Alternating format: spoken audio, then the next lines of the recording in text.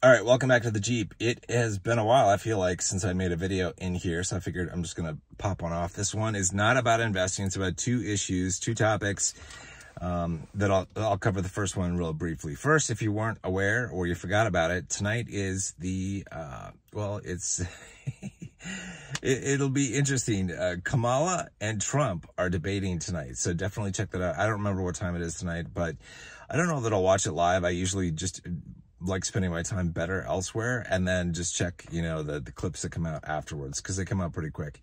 But I might tune in for a while. So just remember that. It's coming up quick. I don't know what time, like I said, but probably pretty soon. The second issue I want to talk about more in depth. Somebody had asked me to do this a couple of weeks ago on Discord. And then I just saw a video by Jeremiah Babe, who I watch every once in a while.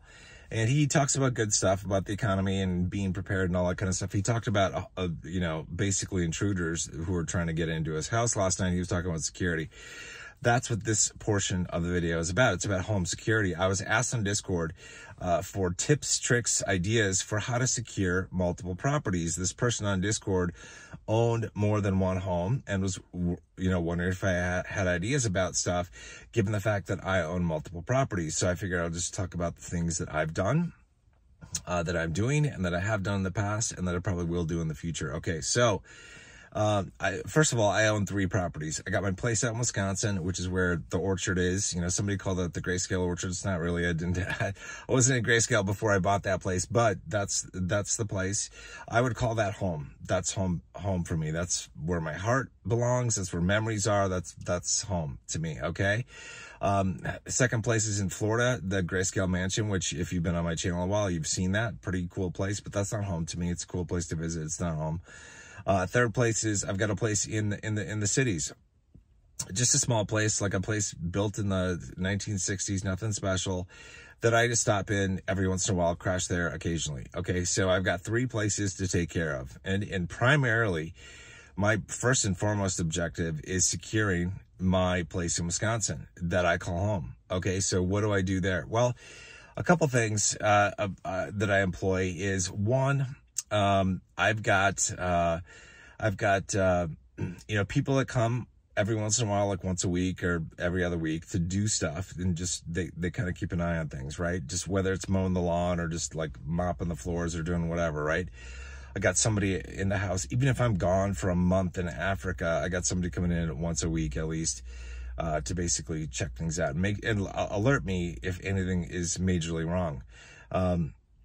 So that's one thing. Okay, so that's internals. That's like leaky water stuff. And I actually have this like 1 year ago, at almost to the day. I think 1 year ago, yesterday is when I had a major water leak at my place in Wisconsin. The ice maker line, there was some problem with it.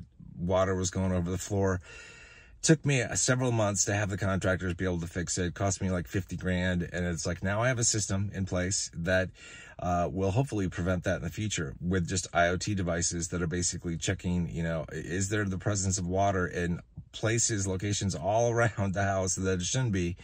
And if there are, it automatically shuts the water off. So that's nice to have. That'll be nice for the future. Anyway, so what else do I have to protect that property and other properties? I've got security cameras. So I've got at place in Wisconsin, I have 2 things. One, and Florida too. I've got built-in hardwired cameras. Most of the ones I installed in Wisconsin are Axis brand, but there are a ton of brands out there that you can get hardwired to Ethernet. Like they get an address either you set statically or it gets a DHCP address from the router.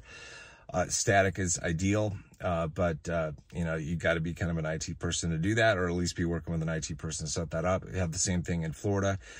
The systems that, that they use to record video, I'm not a huge fan of. Like, I use Axis software. I'm not a huge fan of it. I much prefer Ring and their platform. I've got actually Ring cameras at all 3 properties, all over. I have a ton of Ring cameras, like in every location, every angle. And I really like the way it works. I like the way it alerts me. I like the way that I can access everything through my phone. If you haven't used Ring and you've got multiple properties, especially, definitely check it out. Ring has a nice thing where you can actually set up multiple properties and assign a camera or multiple cameras to a specific property, so you can see all your, for example, all the cameras in Wisconsin, all the cameras in Florida, all the cameras in wherever. Super nice to do, right? Okay, so that's one thing. And then one thing that I've got that, you know, for my place in Wisconsin, I've got a long driveway. So one of the things about that, I place in Wisconsin, I picked it up because it was remote. I wanted privacy. So the driveway is like a 1/4 mile long. It's a long driveway. And during the summer, you can't really see the house from the road at all. It's you know, covered by the tree line from the woods. During the winter, you can because there are lights on constantly. There are constantly lights on, whether I am there or not. Constantly, there are lights on. So nobody who's driving by knows whether I'm there or not. And somebody would have to have a lot of balls to drive in, not knowing whether I'm there, because A, they can see that there are lights on all over the house. They're on. I don't care about the electric bill. It's like, I just, you know, I use the LED lights. They don't cost that much. It's like, but you can see that from the road, right? And there are signs posted along the driveway that there's 24/7 security monitoring with cameras. Okay, that's there. Plus, I've got 1 or 2 signs along the driveway that don't apply anymore, but I didn't take them down, that said, hey, warning, German Shepherds are on premise, you know, on the premises. So, and this is when I had 2 German Shepherds, and I lost one through divorce. I lost the other just a few years back due to cancer. So I don't have many more, but I didn't take down the signs because I'm like, you know, it's a little psychological warfare against anybody you might be wanting to investigate, right? So that's one thing. So this is mental stuff that you can do. The other thing I have at my property in Wisconsin, and it's super nice to have for multiple reasons, is I've installed driveway sensors, 4 sensors along my driveway. These are Murs sensors. I think that's how you pronounce it. M-U-R-S. You can find these on Amazon. They're made by Dakota Alert. And so the sensors I've installed, you know, you bury them in the ground. They're basically metal detectors. They detect metal, i.e. vehicles driving by. And when they do, it's the transmitter sends up a signal like zone 4 or zone 3 or zone 2 or zone 1. I've got all four sensors set up to trigger different zone alerts. Okay, so and then what you have is you have the option, which is very cool. I'm not just having one receiver, but multiple receivers. You can have them all over the place. Like I've got one in my garage, I've got one in the basement, I've got one in the laundry room, I've got one in a common room. I've got them all over, everywhere that I might be at any time, so that if someone drives in down the driveway, I hear first and foremost alert zone 4, alert zone 4. Then they drive in a little bit further, I hear alert zone 3, all the way down to alert zone 1. Very nice, very useful everyday stuff. So if I'm busy doing something like you know, out by the pool or whatever, or in the garage, and I hear that going off, and I'm like, oh shit, yeah, it's a UPS guy, I got to sign for a delivery, or the FedEx guy, I got to sign for a delivery. I can make sure that I stop what I'm doing and that I'm there to meet them to actually get the signature. So super nice. It alerts me when people are coming, you know, where I'm like, okay, guests are coming for an event or whatever. It's like, okay, you know, I don't know who it is, but somebody's driving in. Somebody from the party is arriving. And we all know that. And the dog gets excited, and everybody knows. So it's super nice. These are very nice to have if you have a longer driveway. I also have this down in Florida. I don't have a long driveway down in Florida, but I have enough of a driveway that I want to be notified when somebody drives in. Like, this is nice, you know, because Amazon, like, I've given them the gate code down in Florida, so they can get in and make deliveries basically at any time. Sometimes they make deliveries like super early in the morning, sometimes super late at night. And then, you know, when I'm there, I have multiple receivers that no matter where I am on the premises, I keep saying on the premises. Yeah, whatever. You know what I mean? I'll get an alert. So it's very cool. So definitely check these out if you have a place where you want to be notified that someone has driven on the property or they are driving down your driveway. Check out Dakota Alert Murs system, M-U-R-S. And I don't know, it's pretty useful. I've got a couple spares because I'm like, if they ever stop, you know, making this stuff, it's like I want a couple spares in case the units I have fail, because it's really super handy. So that's it. So some things to think about. I would make sure you have security cameras, like, to cover things, whether you're using Ring or something else. Make sure whatever that is that you have, if you don't have Ring, allows you to access videos from your smartphone and get alerts and all that kind of stuff. Ring has that. I really like Ring. They're my preferred video, a source, I guess.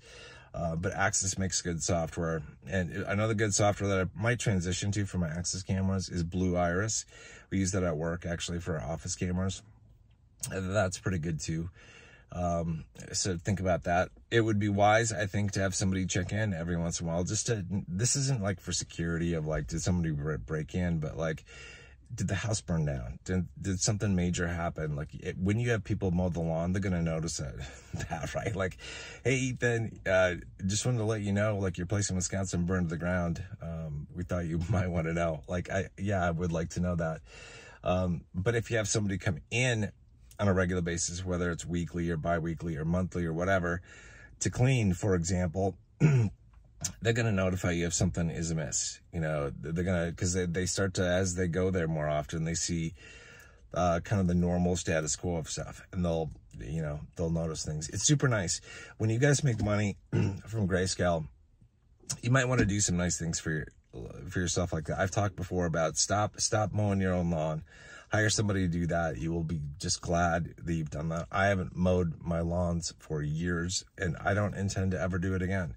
I don't want to. I know how to mow a lawn. I mastered that a long time ago. I started out when I was in my teens. I don't need to practice anymore. The other thing you can do to make your life easier is to have somebody just clean your house even once a week. Just even select areas if you want. Another way to treat yourself from Grayscale, by the way, since I'm talking about this, is to not do grocery shopping yourself. Some people really enjoy going grocery shopping. I don't. It's painful. So it's like I just use Shipt or Instacart, those apps. I pay somebody well.